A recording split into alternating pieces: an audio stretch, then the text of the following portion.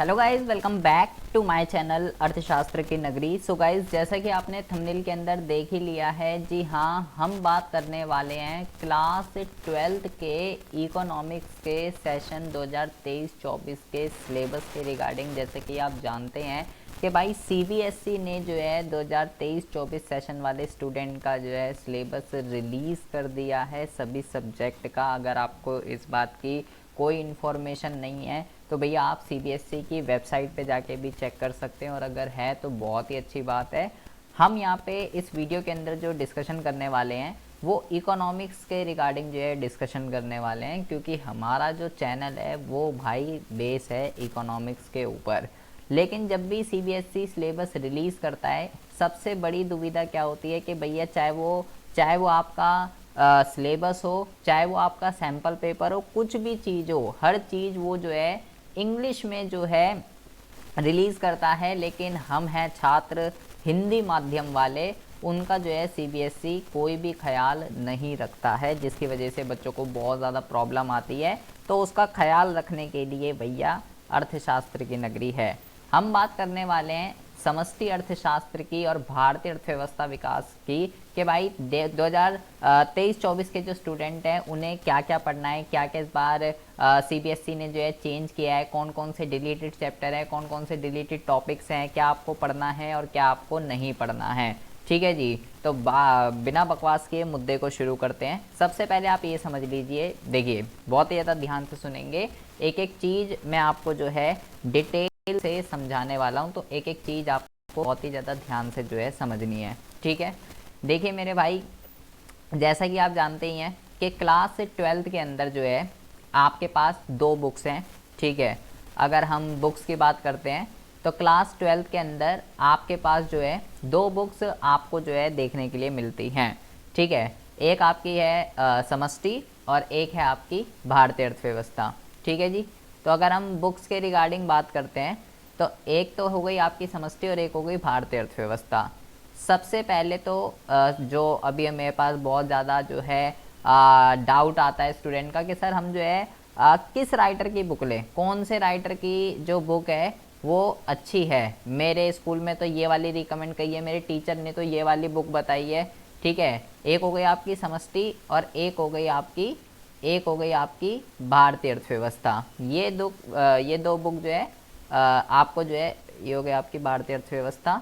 ठीक है जी, तो ये जो दो बुक है आपको पढ़नी है क्लास 12th के अंदर। ठीक है, यहाँ पे हम लिख देते हैं समष्टि अर्थशास्त्र और वहाँ पे हो गया आपका भारतीय अर्थव्यवस्था।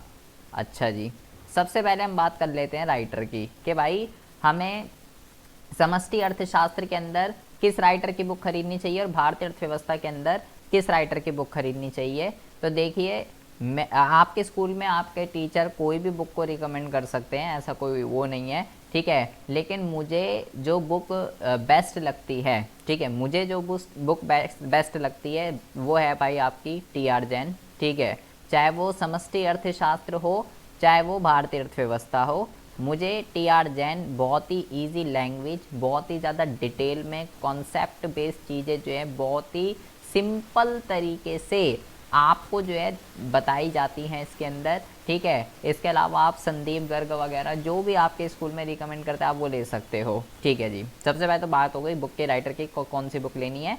टी.आर. जैन समष्टि अर्थशास्त्र और भारतीय अर्थव्यवस्था में भी आपको टी.आर. जैन की जो है बुक लेनी है। ठीक है जी, तो हम बात कर लेते हैं सबसे पहले समष्टि अर्थशास्त्र के रिगार्डिंग, कि समष्टि अर्थशास्त्र के अंदर आपको कौन कौन से चैप्टर पढ़ने हैं और कौन से यूनिट जो है कितने मार्क्स की आपका जो है स्कोर रखता है। ठीक है जी, तो हम बात कर रहे हैं सबसे पहले समष्टि अर्थशास्त्र की। समष्टि की अगर हम बात करते हैं तो समष्टि अर्थशास्त्र के अंदर अगर हम बात करते हैं सबसे पहले यूनिट 1 की, तो समष्टि अर्थशास्त्र के अंदर जो यूनिट 1 है, इस यूनिट का नाम है आपका राष्ट्रीय आय एवं संबंधित या समग्र संबंधित समुच्चय भी लिखा हुआ हो सकता है आपकी बुक में। ठीक है, संबंधित समाहार ये लिखा हो सकता है, संबंधित समुच्चय भी लिखा हुआ हो सकता है। ठीक है जी, ये जो आपकी यूनिट है यूनिट 1, ये आपकी जो है भाई 10 मार्क्स की स्कोर करती है, 10 मार्क्स की। ठीक है जी, जिसके अंदर आपको इस यूनिट के अंदर आपको राष्ट्रीय इसके अंदर जो आपको 3 चैप्टर देखने के लिए मिलते हैं यूनिट 1 के अंदर। सबसे पहला जो चैप्टर आपको देखने के लिए मिलता है वो आपको मिलता है समष्टि अर्थशास्त्र की कुछ मूल अवधारणाएं। इसके अंदर आपको जो है कुछ बेसिक टर्मिनोलॉजी जो है समझाई जाती है, ठीक है, लाइक वस्तुएं क्या होती हैं एंड सेवाएं क्या होती हैं, अंतिम वस्तु, मध्यवर्ती वस्तुएं, ये सारी की सारी चीज़ें इसके अंदर आपको जो है समझाई जाती है। वहीं इसके अंदर अगर हम बात करते हैं चैप्टर नंबर 2 के रिगार्डिंग, तो इसके अंदर आपको ये समझाया जाता है कि भाई राष्ट्रीय आय जो है क्या होती है, राष्ट्रीय आय जो है वो क्या होती है, घरेलू आय जो है क्या होती है। तो इस चैप्टर का नाम है राष्ट्रीय आय तथा संबंधित समुच्चय, ठीक है, ये आपके इसका नाम है। वहीं अगर हम चैप्टर नंबर 3 की बात करें, जब आप ये समझ जाएंगे कि राष्ट्रीय आय क्या होती है, घरेलू आय क्या होती है, तो हम यहाँ पे चैप्टर नंबर 3 के अंदर यहाँ पे हम पढ़ेंगे इसकी विधियाँ कि भाई राष्ट्रीय आय को जो है किस तरीके से कैलकुलेट किया जाता है, उत्पाद विधि क्या होती है, आय विधि क्या होती है और व्यय विधि क्या होती है। इन तीनों विधियों के बारे में हम इस चैप्टर के अंदर डिस्कशन करने वाले हैं। तो ये जो आपका यूनिट 1 है ये 10 मार्क्स का आपका जो है स्कोर करता है, ठीक है। रही बात डिलीट की यूनिट 1 से आपका कुछ भी डिलीट नहीं है। अब हम बात करते हैं यूनिट 2 के रिगार्डिंग। यूनिट 2 का जो आपका नाम है वो है आपका मुद्रा और बैंकिंग। इस चैप्टर के नाम आप इसका नाम और इसका काम आप समझ ही रहे हैं, मुद्रा और बैंकिंग। तो इस चैप्टर के अंदर हम बेसिकली यही समझने वाले हैं। इसके अंदर आपको इसके अंदर अगर हम देखें चैप्टर 4 हम यहाँ पे लिख देते हैं, तो यहाँ पे हम सबसे पहले समझेंगे कि भाई पैसा रोकड़ा जो है क्या होता है, मुद्रा क्या होता है एंड मुद्रा की पूर्ति जो है, मुद्रा क्या होता है और मुद्रा की पूर्ति जो है ये क्या होती है, ठीक है। और मुद्रा की पूर्ति के अंदर M1 घटक ये जो है ये क्या होता है, इसके क्या कंपोनेंट होते हैं, ये हम यहाँ पे पढ़ने वाले हैं। वहीं अगर हम चैप्टर 5 की बात करें तो चैप्टर 5 के अंदर हम पढ़ेंगे कि भाई बैंकिंग क्या होते हैं, वाणिज्य बैंक क्या होते हैं, उनके क्या काम होते हैं। वहीं अगर हम बात करें केंद्रीय बैंक जो कि हमारा RBI है, ये क्या होता है, इसके क्या क्या काम होते हैं, ये हम जो है यूनिट 2 के अंदर पढ़ने वाले हैं। वहीं अगर हम इसकी वेटेज की बात करें तो जैसा कि आप देख रहे हैं कि इसका जो वेटेज है वो कितना रखा गया है, मनी एंड बैंकिंग का ये 6 नंबर की वेटेज यहाँ पे आपकी रखी गई है 6 मार्क्स की, ठीक है। 6 मार्क्स की यहाँ पे आपकी जो है वेटेज रखी गई है मनी एंड बैंकिंग की, ठीक है जी। अब हम बात करते हैं यूनिट 3 के रिगार्डिंग। देखिए यूनिट 3 की अगर मैं बात करूं तो यूनिट 3 का जो नाम है इसको हम कहते हैं आय और रोजगार का निर्धारण। आय और रोजगार का निर्धारण, ये जो यूनिट है ये जो है भाई सबसे ज़्यादा स्कोरिंग यूनिट है 12 मार्क्स की आप यहाँ पे देखेंगे, ठीक है।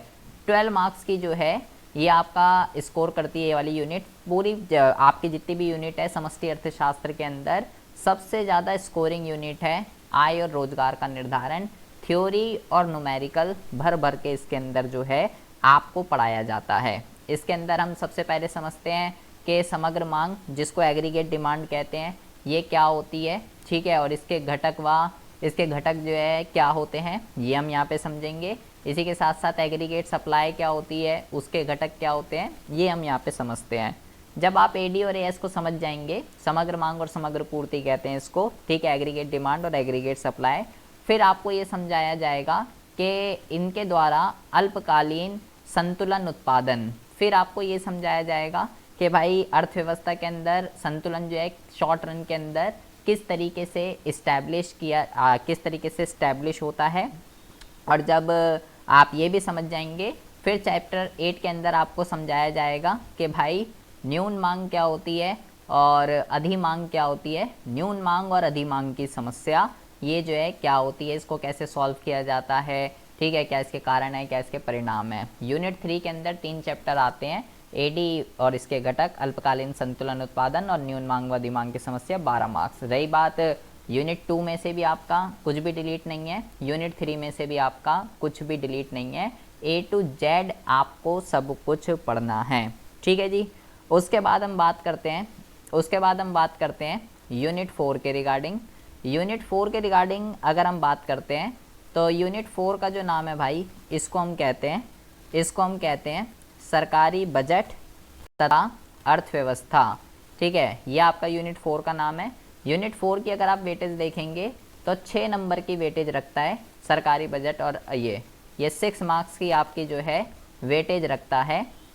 इसके अंदर आपको पढ़ाया जाता है कि सरकारी बजट क्या होता है, सरकारी बजट के उद्देश्य क्या होते हैं, बजट कितने टाइप का होता है, ठीक है, एंड बजट कितने टाइप का होता है, संतुलित बजट, घाटे का बजट कितने टाइप का होता है। तो ये सब इसमें सरकार के पास कहाँ कहाँ से पैसे आते हैं, सरकार उस पैसे को कहाँ कहाँ पे खर्च करती है, प्रॉपर बजट के बारे में आपको जो है इस चैप्टर के अंदर पढ़ाया जाता है।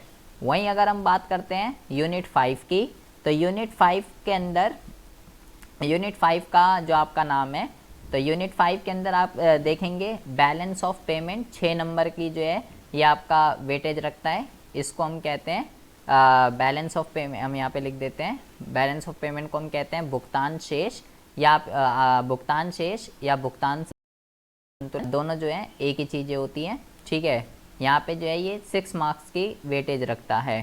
तो इसकी अगर हम बात करते हैं, ठीक है, इसकी अगर हम बात करते हैं तो इसमें आपको पढ़ाया जाएगा कि बैलेंस ऑफ पेमेंट क्या होता है, उसके घटक जो है क्या क्या होते हैं।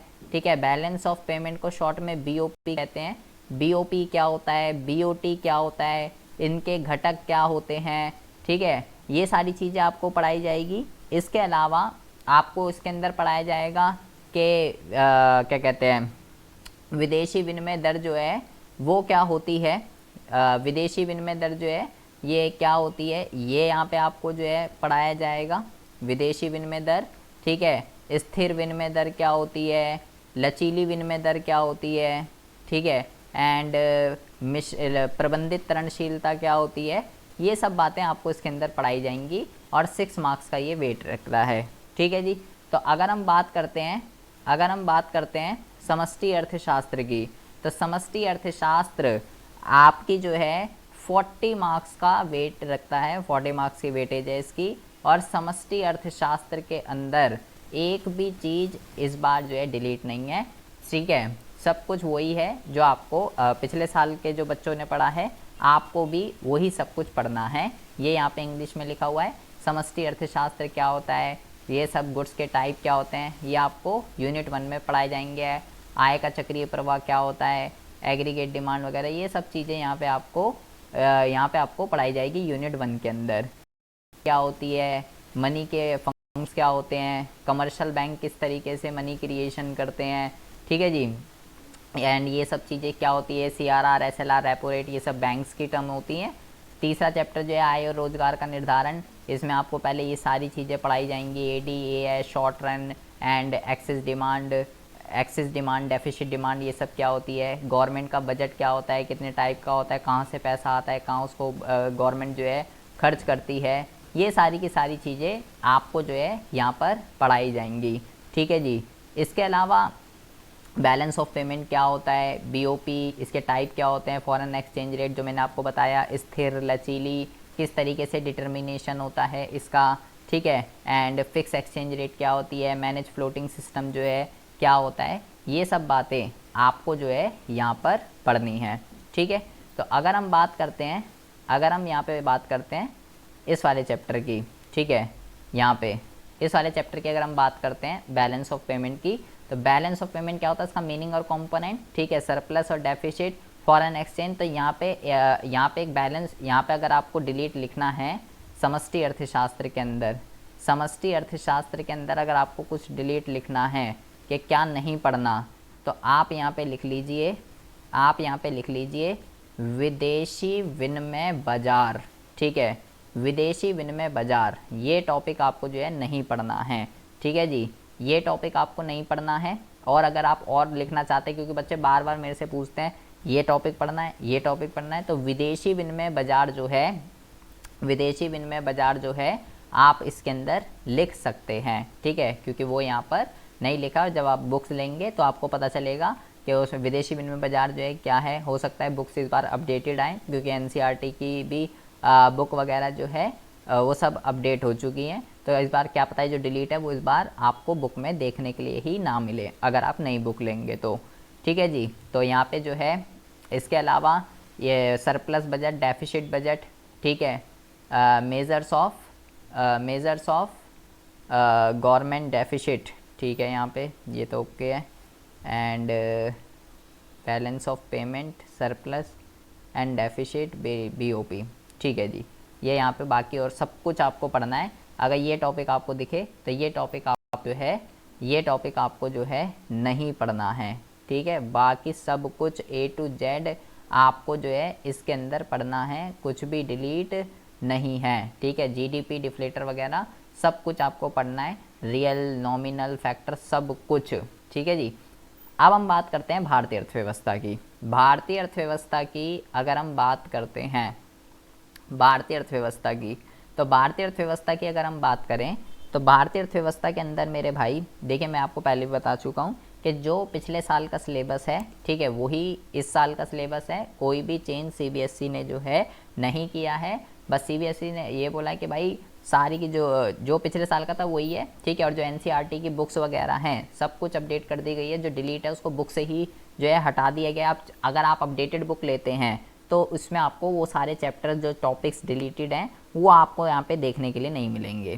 तो अगर हम भारतीय अर्थव्यवस्था की बात करते हैं तो भारतीय अर्थव्यवस्था पे आप देखेंगे 40 मार्क्स का स्कोर लगता है, जिसके अंदर आपको 3 यूनिट देखने के लिए मिलती हैं। तो भारतीय अर्थव्यवस्था भी कितने की आएगी आपकी 40 मार्क्स की आपकी जो है भारतीय अर्थव्यवस्था आने वाली है। यूनिट 1 की अगर हम बात करते हैं तो यूनिट 1 की अगर हम बात करते हैं तो भाई यहाँ पे यूनिट 1 का नाम है विकास के अनुभव, ठीक है। यूनिट 1 का क्या नाम है? यूनिट 1 का जो नाम है वो है आपका विकास के अनुभव, जिसके अंदर हम भारतीय अर्थव्यवस्था के बारे में 1947 से लेके 1990 तक कैसे आज़ाद हुए, स्वतंत्रता प्राप्ति के समय क्या स्थिति थी, और फिर हम अपनी गाड़ी को ट्रैक पर लाने के लिए 1990 तक हमने क्या क्या इस स्थिति का अपनाया। विकास के अनुभव 1947 से 1990 तथा आर्थिक सुधारों का दौर, आर्थिक सुधारों का दौर, ये आपकी जो यूनिट है ये 12 मार्क्स की यूनिट है, ठीक है। ये यूनिट का नाम है, जिसके अंदर आपको 3 चैप्टर देखने के लिए मिलेंगे। सबसे पहला जो चैप्टर है आपका वो है आपका स्वतंत्रता के समय भारतीय अर्थव्यवस्था जो है वो किस तरीके की थी, ये आप जो है सबसे पहले इसके अंदर पढ़ेंगे। इसके अलावा दूसरा जो आप यहाँ पे पढ़ेंगे वो आप पढ़ेंगे भारत की अर्थव्यवस्था के बारे में। यहाँ पे तो इस चैप्टर में मोस्टली आप 1947 के रिगार्डिंग पढ़ेंगे। दूसरा जो चैप्टर है आपका, इसके अंदर आप पढ़ेंगे कि 1950 से लेके 1990 तक अर्थव्यवस्था में किस तरीके के हालात थे, क्या क्या स्ट्रैटेजीज़ हमने जो है इन 40 सालों में हमने अडॉप्ट करी। और तीसरा जो यूनिट है आपका, इसका नाम है आर्थिक सुधारों का दौर, ये आप पढ़ेंगे, ठीक है। जिसमें आप पढ़ेंगे कि 1991 से अब तक हमने क्या क्या स्ट्रैटेजीज़ को फॉलो करा। इसके अंदर आप उदारीकरण, निजीकरण, वैश्वीकरण, जिसको हम LPG के नाम से जानते हैं, ये सब बातें आप इसके अंदर पढ़ने वाले हैं। टोटल 12 मार्क्स की ये जो है वेटेज रखता है। इसमें से डिलीट की बात करें तो कुछ भी यहाँ पे डिलीट नहीं है। वहीं अगर हम यूनिट 2 की बात करते हैं तो मेरे भाई यूनिट 2 का जो आपका नाम है इसको हम कहते हैं भारतीय अर्थव्यवस्था की वर्तमान चुनौतियाँ, ठीक है। भारतीय अर्थव्यवस्था की वर्तमान चुनौतियाँ, ये आपकी जो है 20 मार्क्स की वेटेज रखता है, ठीक है। सबसे इम्पॉर्टेंट यूनिट है ये आपकी भारतीय अर्थव्यवस्था की, ठीक है। 20 मार्क्स की जो है ये आपकी वेटेज रखता है। तो अगर पहले मैं आपको वो बता देता हूँ कि इसी के अंदर आपके लिए आपको जो है पिछले साल भी इसमें 2 चैप्टर डिलीट थे, इस बार भी इसमें 2 चैप्टर डिलीट हैं। एक तो हो गया आपका निर्धनता और एक हो गया आपका आधारिक संरचना। निर्धनता और आधारिक संरचना, ये जो दोनों चैप्टर हैं कम्प्लीटली डिलीटेड हैं, ठीक है। ये आपको जो है भाई नहीं पढ़ने हैं। अगर आप पुरानी बुक लेंगे तो उसमें ये चैप्टर होंगे, पुरानी बुक लेंगे तो उसमें ये चैप्टर होंगे, आपको नहीं पढ़ना। नई बुक अगर लेंगे अपडेटेड तो हो सकता है ये चैप्टर हो ही ना, ठीक है। तो ये आपको नहीं पढ़ने हैं, यूनिट 2 में ये डिलीटेड है। तो फिर पढ़ने कौन से हैं आपको? जो इसके अंदर चैप्टर पढ़ने हैं भाई, सबसे पहला आपको पढ़ना है मानव पूंजी निर्माण, ये आपको जो है चैप्टर पढ़ना है, ठीक है। दूसरा आपको जो चैप्टर पढ़ना है रोजगार व बेरोजगारी, ये आपको जो है यहाँ पे चैप्टर पढ़ना है। और तीसरा आपको चैप्टर जो पढ़ना है वो आपको पढ़ना है ग्रामीण विकास क्या होता है। वहीं अगर हम फोर्थ चैप्टर की बात करते हैं तो फोर्थ चैप्टर जो आपको पढ़ना है वो आपको पढ़ना है पर्यावरण और धारणीय विकास। ये आपको जो है चैप्टर्स इसके अंदर जो है पढ़ने हैं। ये 20 मार्क्स का है और सबसे ज़्यादा वेटेज का है। बहुत अच्छी अच्छी चीज़ें आप इसके अंदर सीखने के लिए मिलेंगे 20 मार्क्स का। अब हम बात करते हैं आपका ये आप देख रहे हैं यूनिट 3 जो कि है यूनिट 3 की अगर हम बात करते हैं तो यूनिट 3 का जो नाम है आपका इसको हम कहते हैं भारत